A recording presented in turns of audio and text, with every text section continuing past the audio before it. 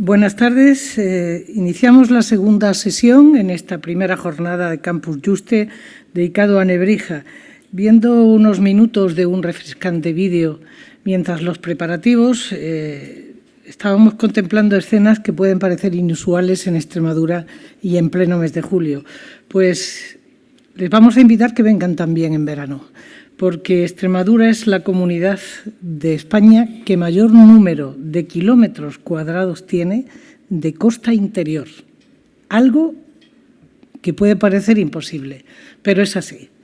Tenemos el mayor litoral interior con las playas que han visto de nuestro interior. Un interior que, además de la naturaleza, les ofrece unos personajes, unos expertos como los que estamos viviendo desde esta mañana con Nebrija, en Campus Juste. Esta tarde es eminentemente literaria. Si esta mañana nos situamos en el contexto de Extremadura, Nebrija, la lengua, el imperio, esta tarde nos vamos a centrar mucho más en un apartado más literario. Curiosamente, leí hace un momentito un Twitter de Antonio Huertas, el presidente del Consejo Social de la Universidad de Extremadura, en el que compartía una publicación que decía que se situaba nuestra universidad en el puesto 20 de entre las universidades españolas en el conocido ranking Shanghái 2022. Algo tendrán que ver los expertos que aporta nuestra universidad a este curso y a otros. Como pasó esta mañana con los profesores, pasa esta tarde también con el profesor Manuel Mañas Núñez. Más de 120 publicaciones científicas tiene en su haber. Un catedrático de Filología Latina de la Universidad de Extremadura. Líneas de investigación que se centran en literatura latina, crítica textual y recepción del mundo clásico, entre otras. Esta tarde comenzamos con algo tan concreto, tan específico, tan directo como la producción literaria y científica de Nebrija durante su estancia en Extremadura, por el profesor Manuel Mañas Núñez. Muchísimas gracias, profesor.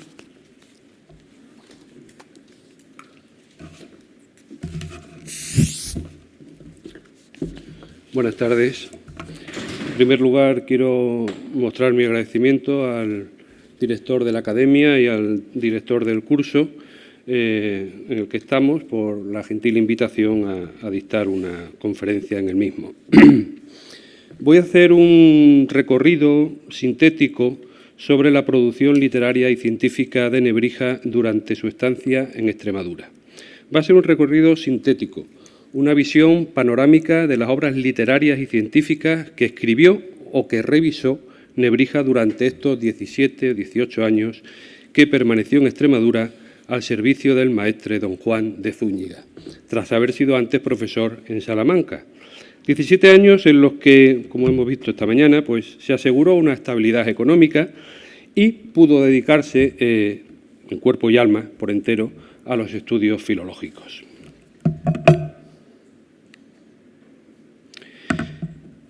Voy a hablar de forma general sobre esas obras que están ahí.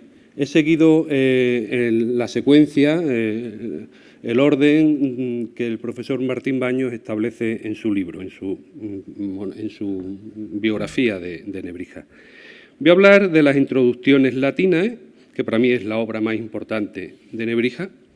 Voy a hablar también someramente sobre los Carmina y los epigrámatas. Voy a hablar sobre esa introducción a la cosmografía, sobre Vafre Dicta Philosophorum, es decir, los dichos agudos, los dichos sutiles, sagaces de los filósofos, sobre la gramática de la lengua castellana, sobre sus diccionarios y las diferentiae, sobre esa obrita que se llama, o que él denominó Muestra de las Antigüedades de España, sobre una obrita también que está en castellano, Elegancias romanzadas. También diré algo sobre los comentarios que hizo a los poetas latinos, concretamente a Persio y a Virgilio. Especialmente me voy a detener en el de Persio, puesto que es un poeta muy difícil. Y también diré algo del esbozo de comentario que hizo de los poetas cristianos. Hablaré, por último, de la Recognitio Ignorum y de Nebrija en relación con los textos, con la Biblia. Evidentemente va a ser una visión, digo, panorámica, general. No puedo profundizar en cada obra pues todo lo que me hubiera gustado. Solo voy a ofrecer una visión general.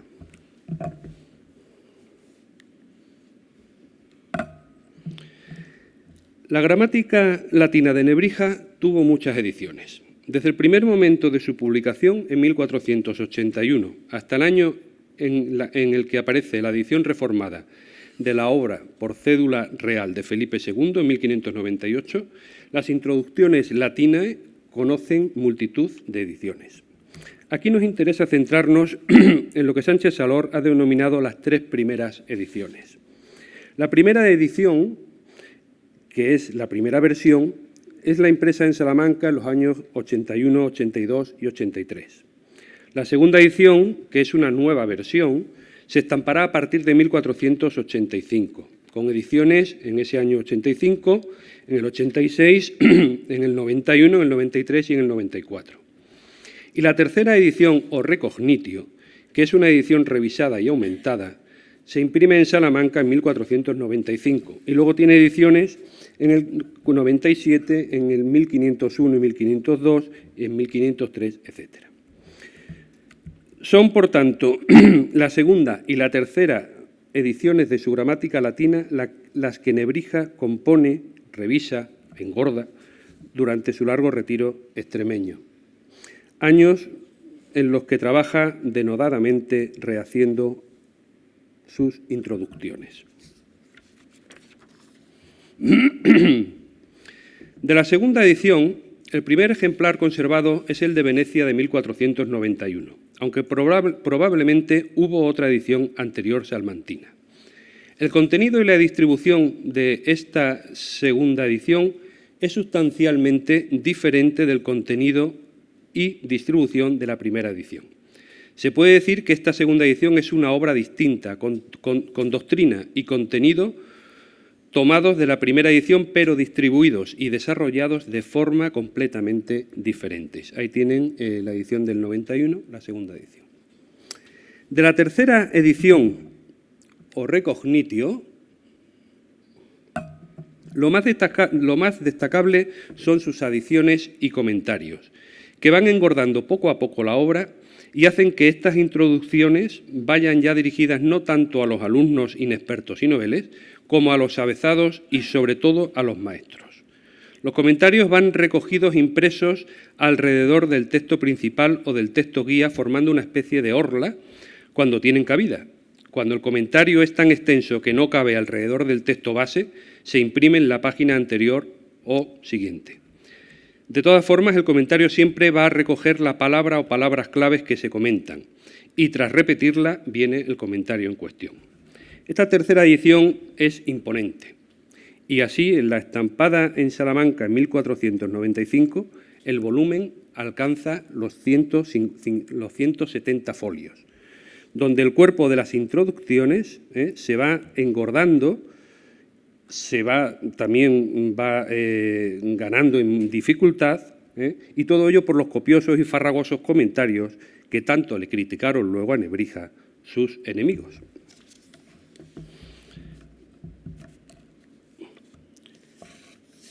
Pero como esta gramática era demasiado extensa y especializada, elaboró una versión escolar más resumida, asequible y destinada a los alumnos, edición que le acabaría reportando suculentos beneficios a él y a sus herederos, pero también a los editores y a los libreros durante varios siglos, pues se siguió imprimiendo esta versión escolar hasta el siglo XIX.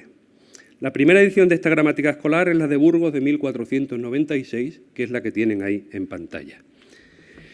Y es que, como dice Mayans en su Vita Brocensis, leo textualmente lo que dice: las introducciones a la gramática de Elio Antonio de Nebrija parecían ya demasiado largas, así que en honor de la reina Isabel y por mandato suyo, se hizo una edición más breve, en latín y español, de estas introducciones, para que de algún modo aprendieran latín por ella las mujeres religiosas y vírgenes consagradas a Dios, sin necesidad de tener maestro. Y ya por aquel entonces resultaban desconocidas tales instituciones por la escasez de ejemplares que había. Así que en torno a 1488 debió de aparecer su edición bilingüe de las introducciones, esta vez con el título Introducciones latinas contrapuesto el romance al latín. Salamanca, más o menos alrededor de 1488.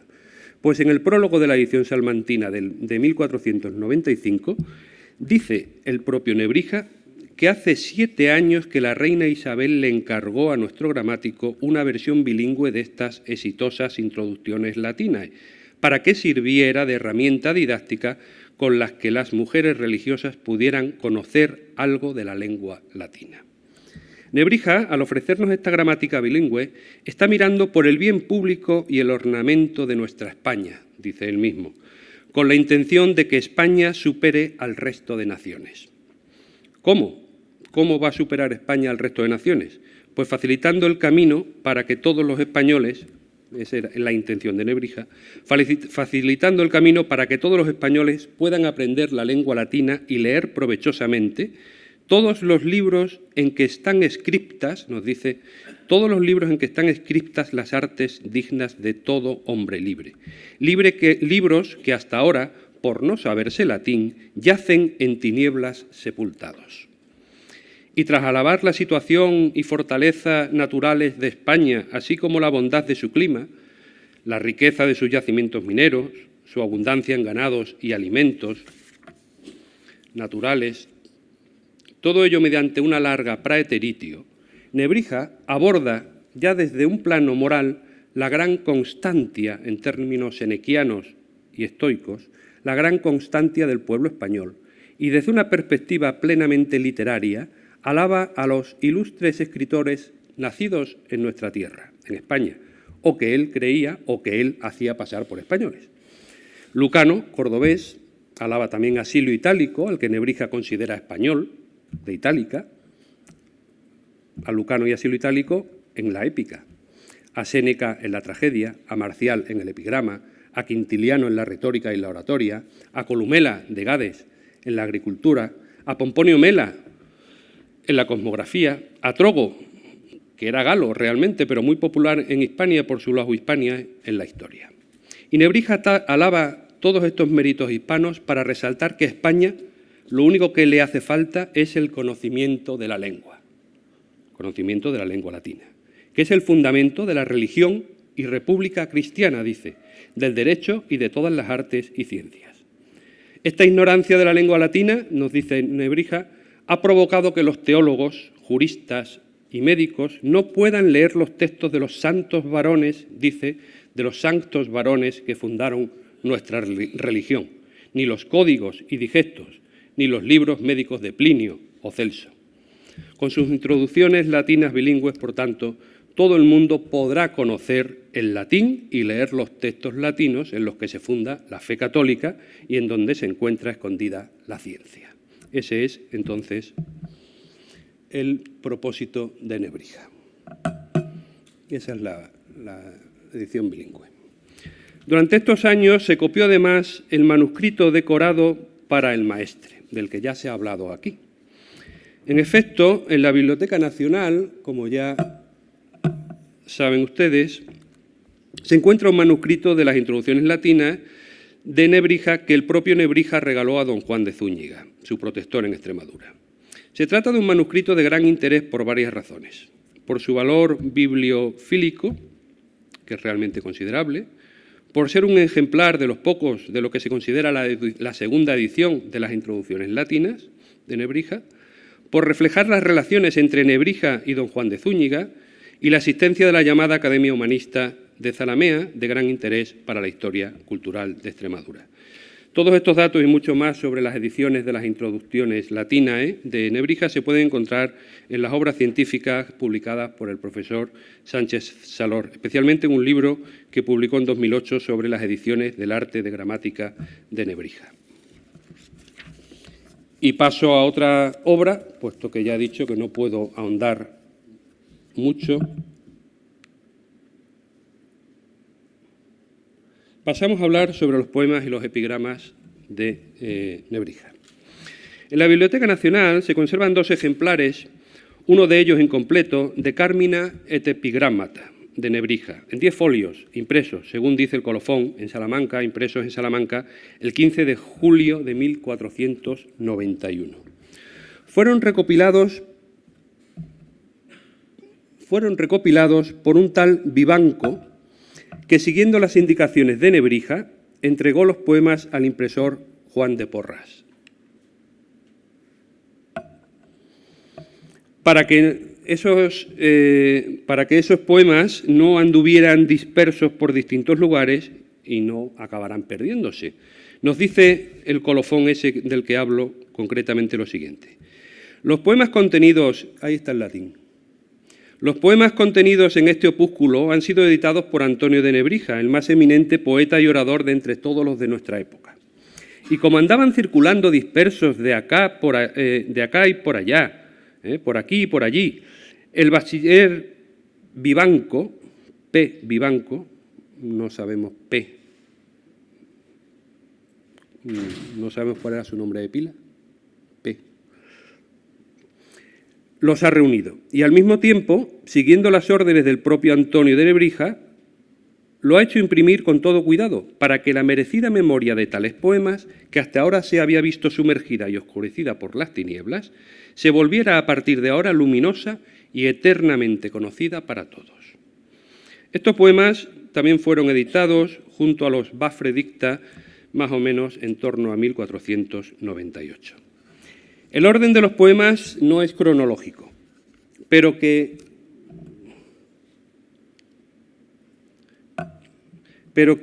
este epitalamio en honor de las bodas de Alfonso e Isabel en Sevilla en 1490 ocupe el primer puesto de la colección podría ser indicio de que la idea de publicar este librito se gestó a raíz de estos festejos nupciales en Sevilla, o de que simplemente Nebrija lo consideraba su mejor y más importante poema.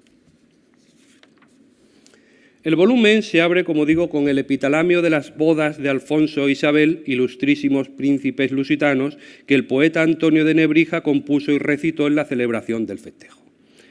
En efecto, en la primavera de 1490, Juan de Zúñiga había llevado consigo a Nebrija a Sevilla para asistir a la celebración de los esponsales de Isabel, primogénita de los Reyes Católicos, con Alfonso, heredero del monarca portugués Juan II. Fue entonces cuando Antonio tuvo el honor de recitar dicho epitalamio latino ante la corte. El epitalamio, lejos de ceñirse a las circunstancias, busca la altura poética y acude a la ficción alegórica, poniendo en boca de la musa Urania un efusivo panegírico del reinado de los Reyes Católicos, concluyendo con una imagen idílica de unos reyes ya ancianos disfrutando de sus hijos y de sus nietos.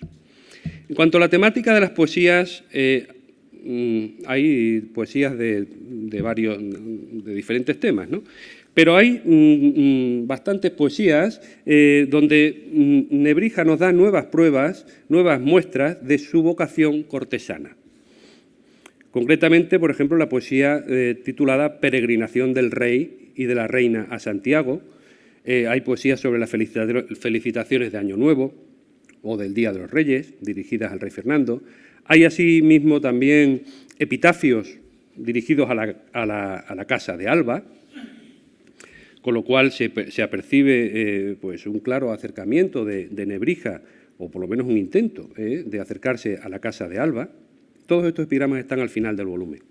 También hay una celebración a la tumba del arzobispo, conmemorando el grandioso monumento funerario de Gutiérrez Álvarez de Toledo, muerto en 1446, cuyos restos se trasladaron en 1482 a la capilla mayor del monasterio de San Leonardo de Alba de Tormes. Además, el libro contiene poemas de otras temáticas. Aquí están, por ejemplo, dos de los poemas más conocidos de Nebrija: su salutación a la patria tras muchos años sin verla, o su elegía sobre la antigüedad y fertilidad de la patria. Algunos poemas tienen que ver con su pasado salmantino, como el himno a la Virgen de la Vega, y epigramas satíricos sobre las calamidades de la vida académica y el proverbial desconocimiento del latín por parte de los españoles.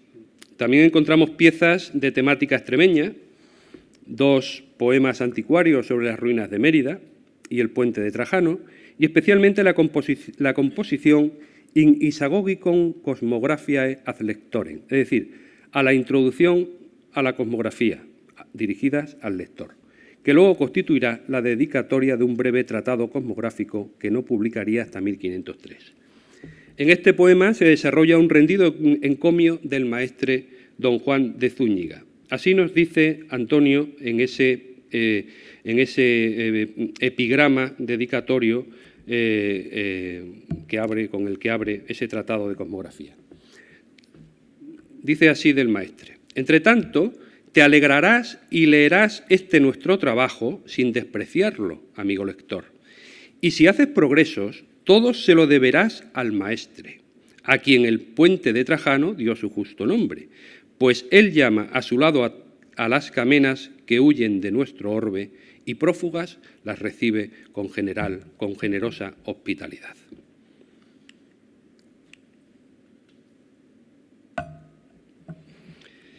Paso a hablar del Isagogion Cosmographiae.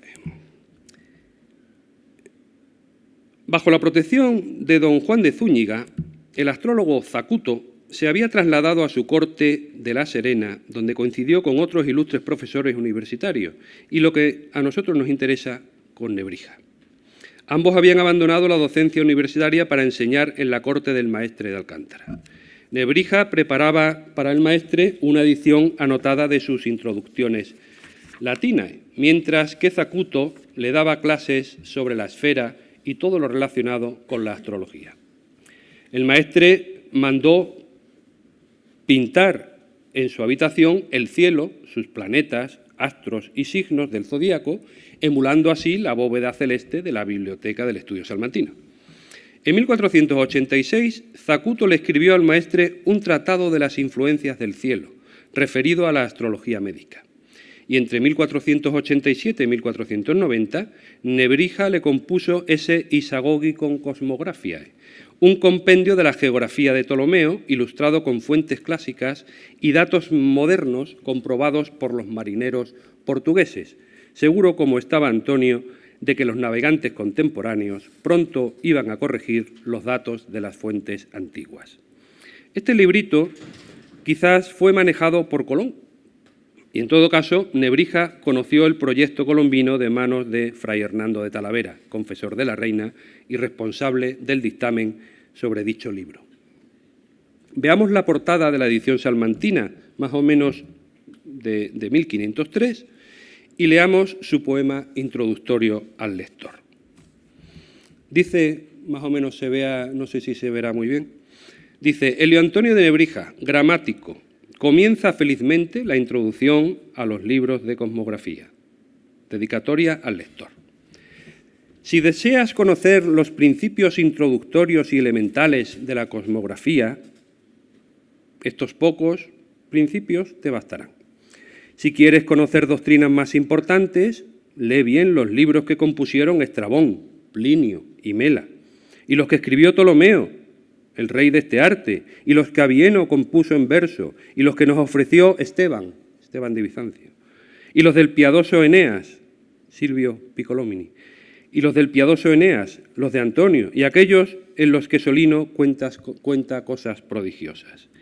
Y a todos los historiadores, pues a la descripción de la Tierra dedicaron ellos sus mayores y principales fatigas. Entre tanto, amigo lector, vete contento y lee sin despreciarlo este nuestro trabajo. Nebrija, como vemos, ofrece al maestre los primeros principios, los conocimientos principales extractados de Ptolomeo, el príncipe de este arte, nos dice, y distintos de las detalladas descripciones de los grandes autores del género. No insistimos más en este tratadito, pues ha sido modernamente editado y comentado por Virginia Bonmatí, Carmen Codoñer y profundamente estudiado por el profesor Chaparro. Pasamos a la siguiente obra, Los Baphre Dicta Philosophorum. Entre... El reloj se ha apagado, ¿no? Entre 1491 y 1494 se ha fechado la primera edición impresa de los Baphre Dicta Philosophorum, los dichos agudos de los filósofos, que, como dice el propio título, han sido tomados en su mayor parte de Diógenes Laercio. Se trata de los dichos de los sabios de Grecia. Incluye Nebrija a 11 sabios, con una breve noticia biográfica de cada uno de ellos en prosa y sus dichos más ingeniosos versificados en dísticos elegíacos. La traducción latina usada por Nebrija para sus extractos es seguramente la que Traversari realizó del texto de Diógenes Laercio. Más tarde reeditó Nebrija este librito incorporando al texto unas glosas y una epístola dedicatoria a su antiguo alumno Juan Rodríguez de Fonseca, que había sido promovido recientemente al obispado de Badajoz en 1494. Leamos la epístola por la edición más extensa, la de Sevilla, publicada en torno a 1498,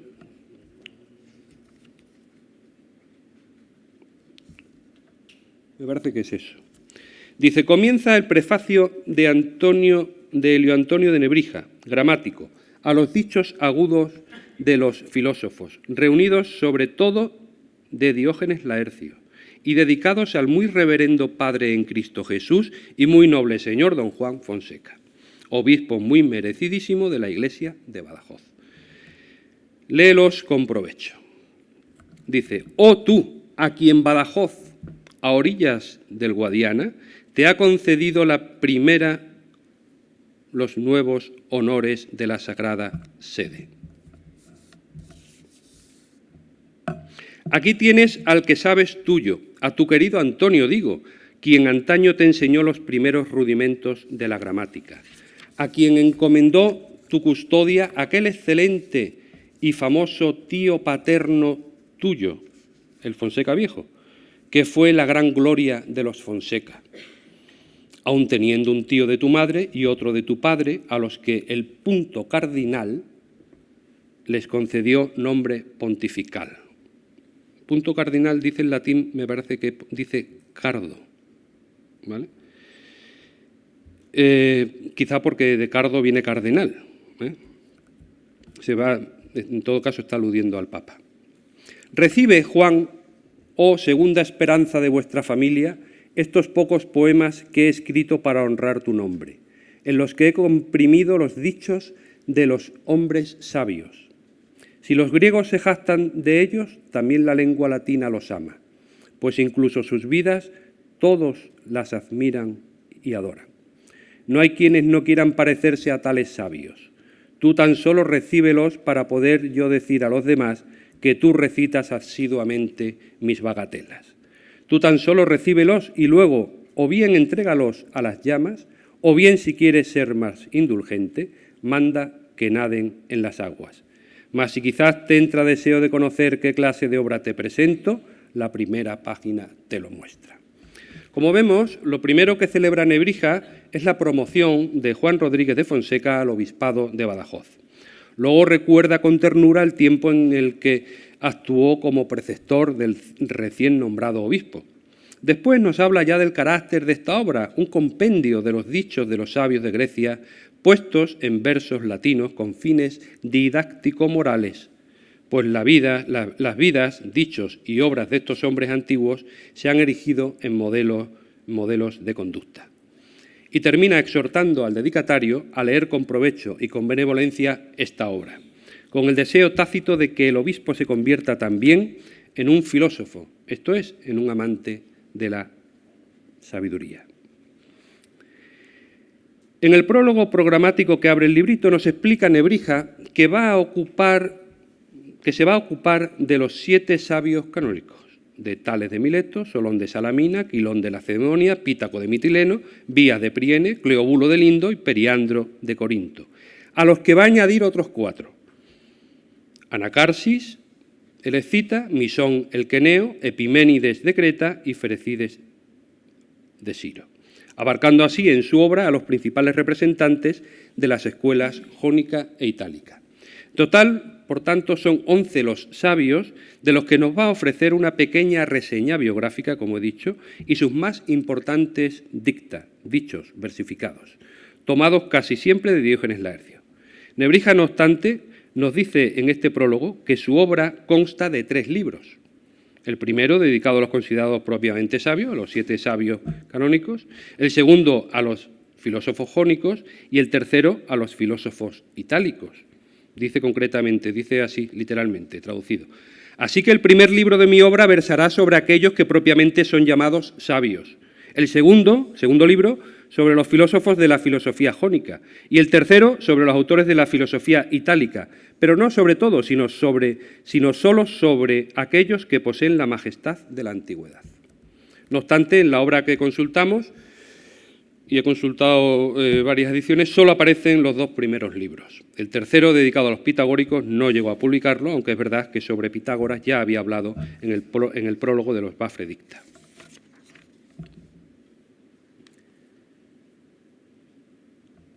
Y paso a hablar de la gramática sobre la lengua castellana, también muy rápidamente. En agosto de 1492, y dirigida a la reina, publicó Antonio la gramática sobre la lengua castellana. En su prólogo leemos la famosa frase de que la lengua siempre fue compañera del imperio, tema sobre el que nos ha hablado esta mañana brillantemente el profesor Sánchez Salor. Modernamente se ha calificado esta gramática como una obra marginal y como poco menos que una extravagancia dentro del proyecto gramatical e intelectual nebrisense. Su éxito fue reducido con una sola edición en 1492 y luego ya fue la gramática olvidada, frente a las innumerables ediciones que tuvieron las introducciones. Ni la reina entendía para qué podía aprovechar, literalmente, ¿no? Para qué podía aprovechar esta gramática, ni Juan de Valdés, según confiesa, la necesitó nunca, ni había oído hablar de ella, destacando de ella su escasa difusión. Así, en el Diálogo de la Lengua, Marcio le dice a Valdés: «No debéis haber leído el arte de gramática castellana que dice que compuso vuestro Antonio de Librija para las damas de la serenísima reina doña Isabel». Aunque Nebrija, en efecto, había focalizado sus esfuerzos gramaticales en el latín, su gramática castellana no carece de interés. Despreciada en su tiempo, fue ensalzada a partir del siglo XVIII como la primera gramática de una lengua vernácula y muy citada por la tópica expresión de su prólogo de que la lengua fue siempre compañera del imperio. Hay que reconocer en ella al menos 2 méritos: la reivindicación del castellano como lengua, al mismo nivel que el latín o las lenguas clásicas, y su indiscutible significación política dentro del gran proyecto de construcción nacional que encarnaba la monarquía de los reyes católicos.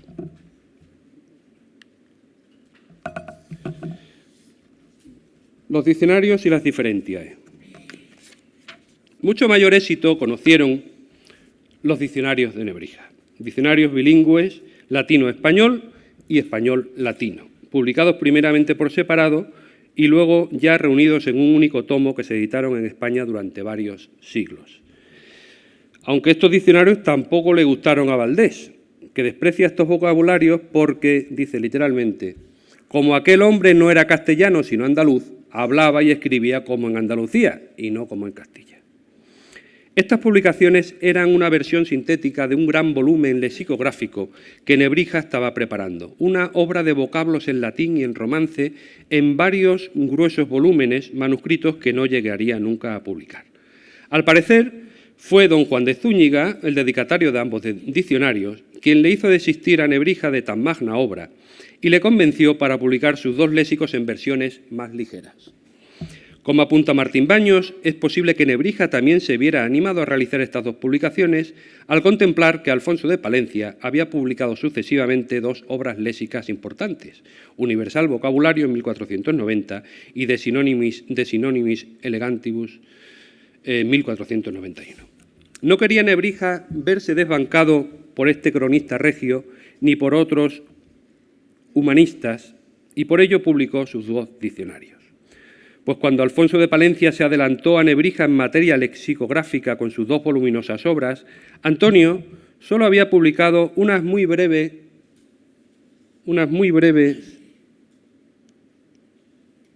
Differentiae, es Laurentio Valla, Nonio Marcello, es Servio Honorato Scertae. Un librito de lexicografía donde va explicando o definiendo el significado de pares de palabras ordenadas alfabéticamente que parecen sinónimos, pero cuyo significado es diferente. Por ejemplo, ahí lo tienen, ¿no? Por ejemplo, la primera diferencia del listado la tenemos entre abstinentia y continentia.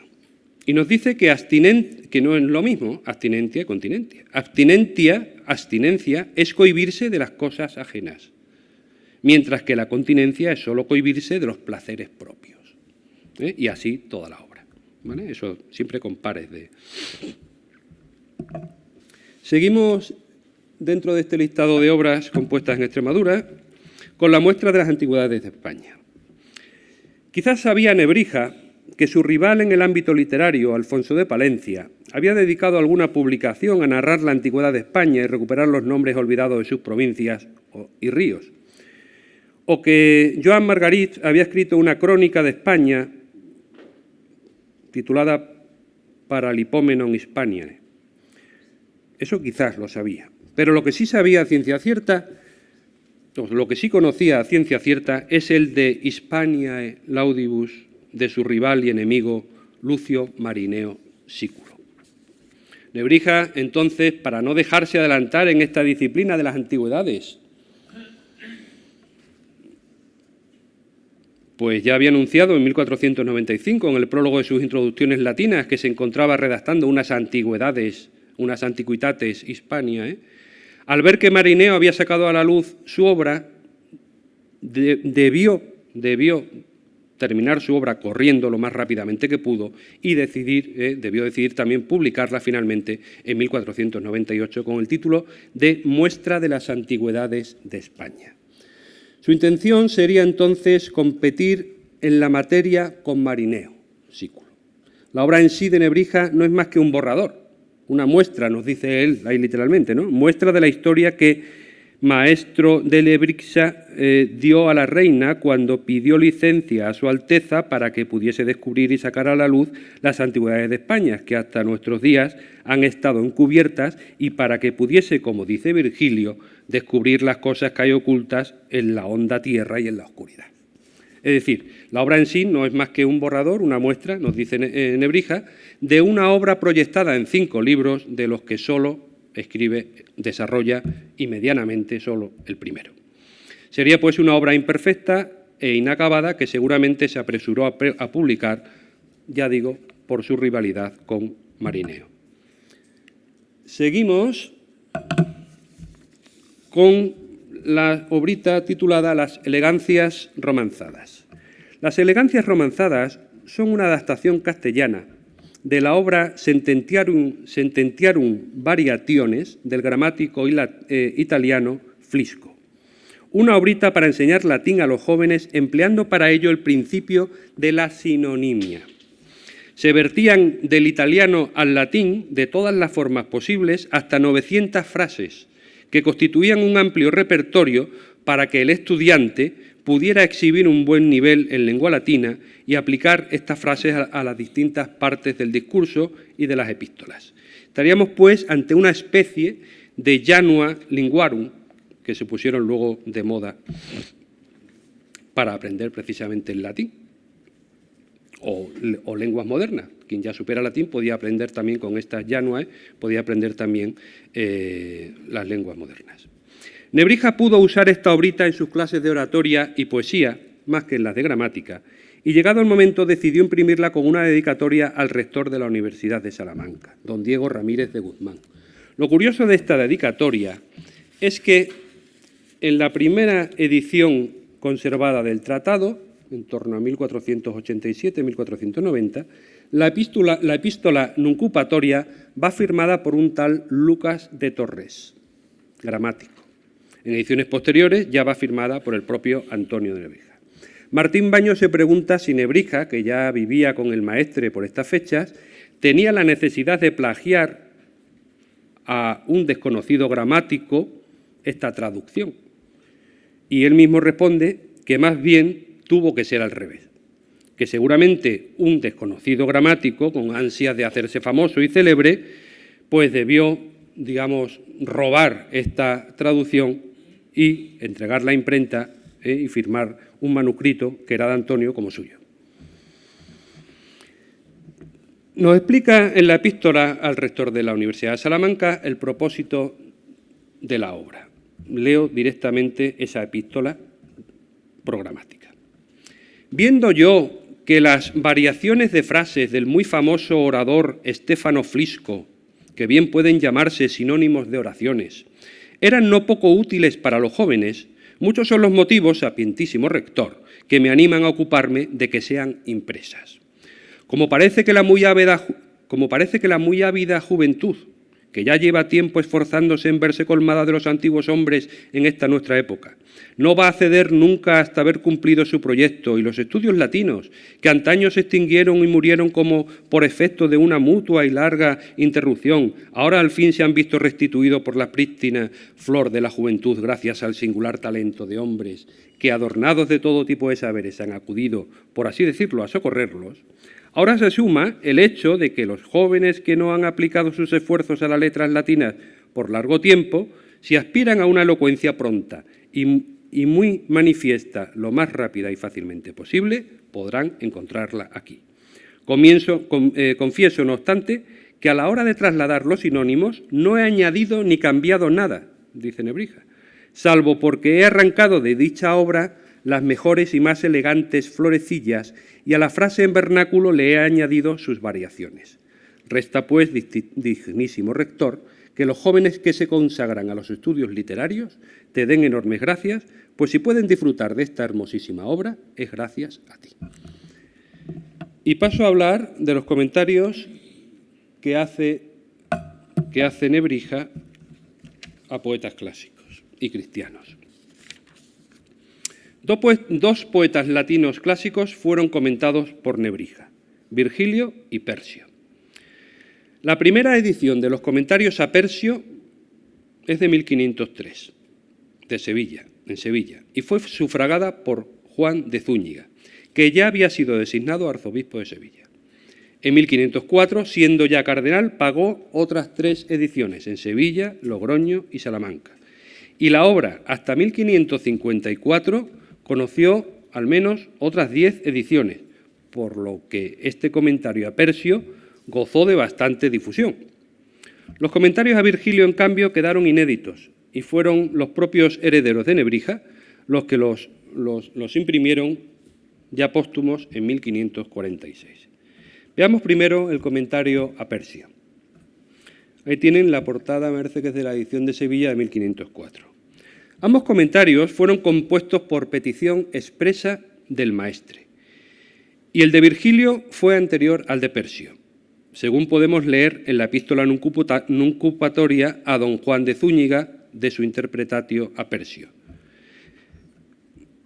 Dice en esa epístola: muchas veces me has pedido, Padre Magnífico, refiriéndose al maestre, muchas veces me has pedido, Padre Magnífico, que compusiera unos comentarios a las sátiras de Persio, conforme a unos determinados criterios establecidos por ti, a saber, que fueran breves, claros, y lo que está particularmente reñido con la brevedad, que no omitieran nada que fuera necesario. Que fuesen semejantes, en definitiva, a aquellos que con minuciosidad escribí según tu mandato a la obra de Virgilio. Por tanto, los de Virgilio están escritos anteriormente, en fecha anterior a los de Persio. El propio maestre, como vemos, le pidió a Nebrija que compusiera unos comentarios breves, claros y completos, esto es, que cumpliera con los requisitos didácticos humanísticos. En el caso de Persio, lo que le atrajo al maestre fue el humor mordaz del poeta Persio, pero al mismo tiempo la dificultad de determinados pasajes, con abundancia de metáforas y el sentido enigmático de muchos de sus versos. Todo eso le retraían de su lectura. El propio maestre, según nos sigue contando Nebrija en la epístola, se había preocupado de acudir a los comentaristas de Persio, pero tampoco las explicaciones de estos comentaristas, explicaciones largas y tediosas, le satisfacían. Por eso Antonio, a pesar de andar sumamente ocupado, nos dice, en la gramática de las Sagradas Escrituras, no pudo dejar de obedecer los deseos del maestre para corresponderle así por los muchos favores que su mecenas le había prodigado. Antonio, en fin, aun siendo consciente de que la interpretación de los poetas es muy difícil, y más todavía la interpretación de los versos de Persio, aun sabiendo que era difícil aportar algo original al esclarecimiento de Persio, sobre todo después de los comentarios realizados por humanistas importantísimos como Guarino, Poliziano, Badio Asensio, Ferrari, Plocio, etcétera, digo que a pesar de todo eso, Nebrija se lanza a esta empresa hermenéutica de Persio porque cree que puede ofrecer algo novedoso. Ahora el comentarista, el propio Antonio, es un gramático, capaz de expresar el sentido de casi todas las frases, cláusulas y partículas mediante otras más conocidas, mediante la paráfrasis y la variatio, así como ordenar las partes de la oración para que el texto latino se entienda mejor. Ese sería, por tanto,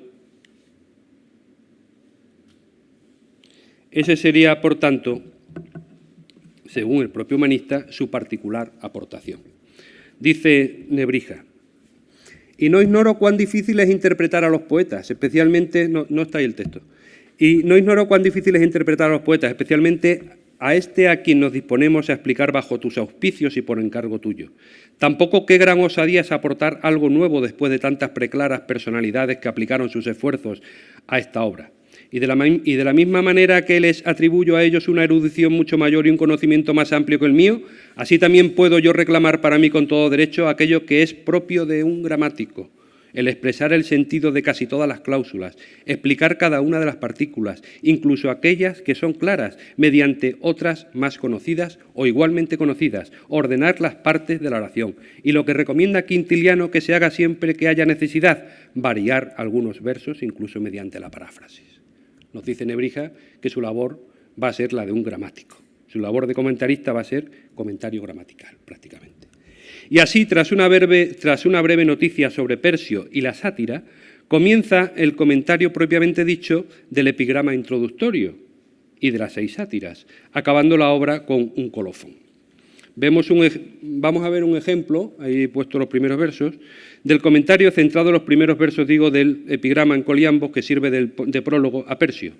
Comienza Persio su obra así, lo vamos a leer por la traducción de Diego López de Valencia de Alcántara, un humanista del siglo XVII. No lavé mis labios en la fuente del caballo, ni me acuerdo que soñé en el monte Parnaso de 2 collados, para que así saliese de repente poeta. Nebrija, primeramente, ofrece una aclaración métrica y explica que el poema introductorio está escrito en trímetros, yámbicos y ponácticos, galiambos, coliambos o escazontes, siendo pues el 6º pie un espondeo. Luego añade que el poema sirve de prólogo y resume parafrásticamente su contenido. Todo eso está ahí en ese texto, ¿no? En este epigrama que se pone en lugar de proemio muestra que él no se ha hecho poeta de la misma manera que los demás poetas, que se imaginaban llevados por alguna de las musas a las fuentes consagradas a ella, o como el poeta Ennio, que había soñado algo parecido, sino que dice que él, medianamente erudito, con su trabajo y su esfuerzo, había compuesto poesía por afán de lucro o para conseguir el favor de algunos poderosos. Dice, por tanto, negego prolu y labra, yo no enjuagué los labios, es decir, mojé e impregné, esto es, probé. Como ven, entonces, todo es paráfrasis y explicación gramatical. Las traducciones no son mías, las traducciones de este comentario a Persio son de Milagros del Amo. Sigue explicando los versos, indicando que, por ejemplo, en el verso 2 falta un acusativo me que haga de sujeto del infinitivo somniase y añadiendo alguna nota de realia sobre el monte Parnaso. Incluye también lugares paralelos de otros poetas y para explicar el sentido de estos versos cuenta cómo Ennio, al comienzo de sus anales, nos relata que por reencarnación el alma de Homero se pasó a su cuerpo y así se convirtió en poeta.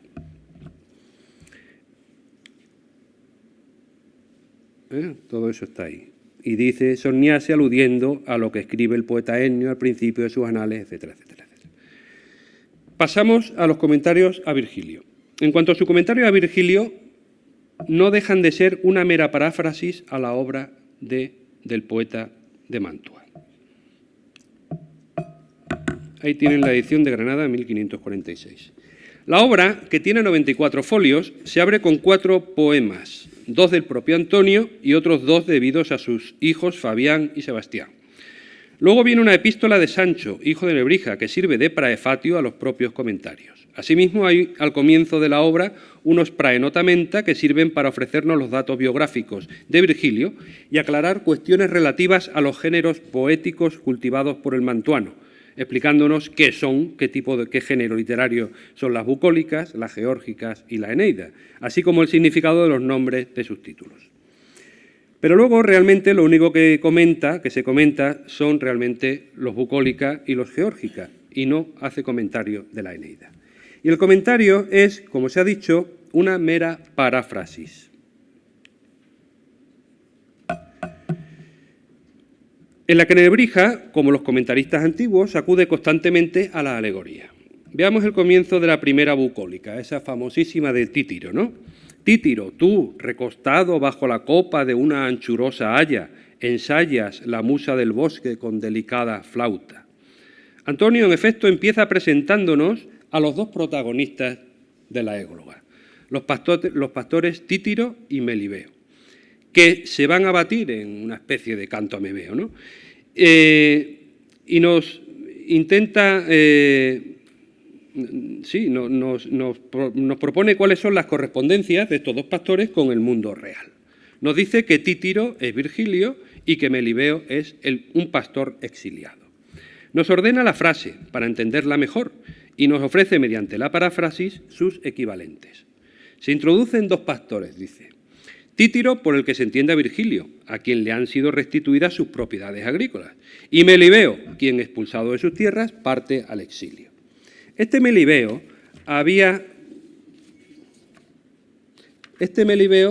habla así a Títiro. Oh, Títire.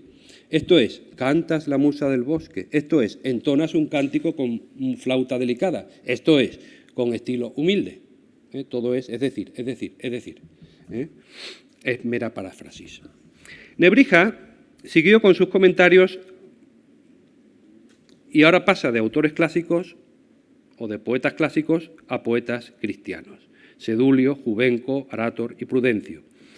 Y esto lo hace durante sus últimos años con el maestre. Su intención, revelada en una carta de 1504, es que estos comentarios a los cuatro poetas aparecieran en un solo volumen. De hecho, nos confiesa que incluso había enviado ya a la imprenta los manuscritos. No obstante, al morir don Juan de Zúñiga, la edición no llegó a acometerse. Los textos desnudos sin comentario de Sedulio, Juvenco y Arátor se habían publicado anteriormente y por separado en Salamanca. Solo años después retomaría Nebrija su proyecto editorial, publicando en Logroño en 1512 sus Prudenti opera cum commento y su Inseduli Pascale. En cambio, los comentarios a Juvenco y Arátor no vieron la luz y se han perdido. Compuso también esa pequeña recopilación, Recognitio Ignorum, que tuvo durante el siglo XVI hasta 34 ediciones, siendo la primera edición de Salamanca en 1501. Se trata de una edición revisada o recognitio de la compilación medieval de himnos litúrgicos atribuida a Hilario y conocida como Aurea Expositio Ignorum. Su carácter es meramente escolar y sus glosas son muy superficiales y someras. Nebrija añadió también un par de himnos de cosecha propia, uno consagrado a la Virgen de la Peña de Francia y otro a San Francisco y a Santa Clara. No obstante, como argumenta Martín Baños, debió haber una edición anterior, quizás anterior a 1487, pues dirige la epístola nuncupatoria al claustro de la Universidad de Salamanca y a sus auditores.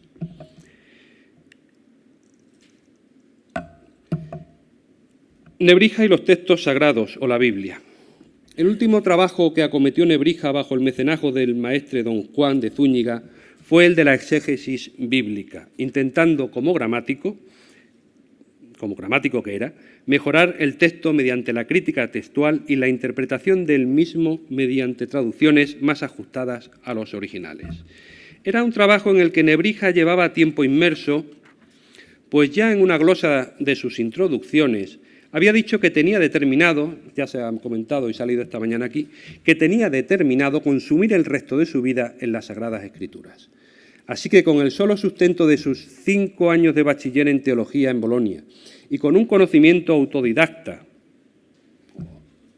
del griego y del hebreo, se lanzó a corregir, enmendar y aclarar el texto de la Vulgata, pues estaba siguiendo la opinión de Valla y luego de Erasmo, de que si la lengua estaba corrupta no podía alcanzarse la ciencia y que por tanto el fundamento de la religión era la lengua. Así que lo primero que había que hacer era depurar, purificar y limpiar la lengua de todo tipo de errores o inexactitudes, limpiar el texto de la Biblia. Nebrija, en efecto, fue incorporando a las glosas de 1495 de sus introducciones numerosas enmiendas y aclaraciones a los textos bíblicos. En 1499 incluyó en sus introducciones un tratado sobre el acento, que también se ha hablado esta mañana aquí, sobre el acento de palabras extranjeras y algunas otras. Opus Utilissimum, obra muy útil, nos dice, sobre la acentuación y las declinaciones latinas de los sustantivos de origen hebreo y centrado, por tanto, en el latín bíblico y eclesiástico, señalando la conveniencia de acercarse a los judeoconversos para escuchar la pronunciación viva y real de las palabras hebreas y justificando muchas de sus enmiendas y conjeturas en la consulta directa de códices antiguos y autorizados de la Biblia. Posteriormente, en 1503, publicó un De Vias Potestate Literarum, una revisión de la Repetitio Segunda, donde analiza comparativamente la pronunciación en hebreo, griego y latín, enmienda los glosarios hebreos al uso y anuncia la publicación de un léxico propio de Dictionibus Hebraicis, percibiéndose ya una clara vocación biblista en Nebrija, quien como gramático intenta poner las herramientas gramaticales para investigar las Sagradas Escrituras. Su vocación biblista también se aprecia en su obra Apología, en cuyo título se especifica que también va a comentar algunos lugares de la Sagrada Escritura ofreciéndonos interpretaciones nada corrientes. Y, por supuesto, en su gran obra de exégesis bíblica, ahí tienen el título, las anotaciones a 50 pasajes de la Biblia, tercia quinquagena. Pero que un gramático se pusiera a depurar el texto de la Biblia con correcciones, enmiendas y traducciones más ajustadas que pudieran cambiar, aunque sea mínimamente, el sentido de un determinado pasaje, era siempre sospechoso y peligroso a ojos de la Inquisición, a ojos de la Iglesia. De hecho, el inquisidor general, Fray Diego de Deza, intentó paralizar estos trabajos escriturísticos de Nebrija desde el año 1502, incoándole finalmente un proceso inquisitorial en 1506. Nebrija, no obstante, como contaba con el favor de Cisneros, que tenía una mente más abierta que la de Deza, continuó sus investigaciones sobre la Sagrada Escritura. Y concluyo ya. Casi 20 años estuvo Antonio de Nebrija en la corte de don Juan de Zúñiga. Estuvo por el noreste cacereño, por Gata, aunque esta mañana se ha puesto en duda, por Alcántara, por Brozas y también en La Serena, Zalamea, Villanueva. Aquí compuso importantes poemas, como el dedicado, por ejemplo, al puente romano de Alcántara. Supongo que el profesor Maestre nos hablará ahora de él. En Gata, quizás, contactó con Zacuto. Por lo menos eso opina el profesor Sánchez Salor en el artículo que ha publicado en el periódico Extremadura hoy mismo. Y aquí pudo ser quizá donde proyectó y quizá concluyó su obra Isagogicum Cosmographiae. En Brozas, en casa de su hijo Marcelo, murió, según la imaginación del brocense. Sabemos, parece ser que no murió en Brozas, pero el brocense así lo imagina, irónicamente, sarcásticamente. En Villanueva y Zalamea debió escribir algunas de sus obras más importantes. En Zalamea aparece dictando conferencias en el famoso grabado ese que hemos visto también hoy. De esta Academia de Zalamea fue uno de los personajes, si no el más ilustre, ¿no? Él fue uno de los humanistas más importantes de finales del siglo XV y principios del siglo XVI. Renovó, modernizó y difundió la gramática latina. Avanzó en lexicografía, compuso diccionarios. Fue un destacado estudioso de la fonética, compuso la primera gramática española, comentó a poetas latinos, como hemos visto. Y todo esto lo hizo en Extremadura, durante casi los 20 años que estuvo por estas tierras. Y en esta aventura cultural extremeña, como lo llama Sánchez Salor, se vio inmerso en esta aventura cultural extremeña gracias a dos factores. Uno, un gran mecenas, el maestre de Alcántara. Y 2, un humanista universal, Antonio de Nebrija, extremeño de adopción durante estos casi 20 años. Nada más. Muchas gracias.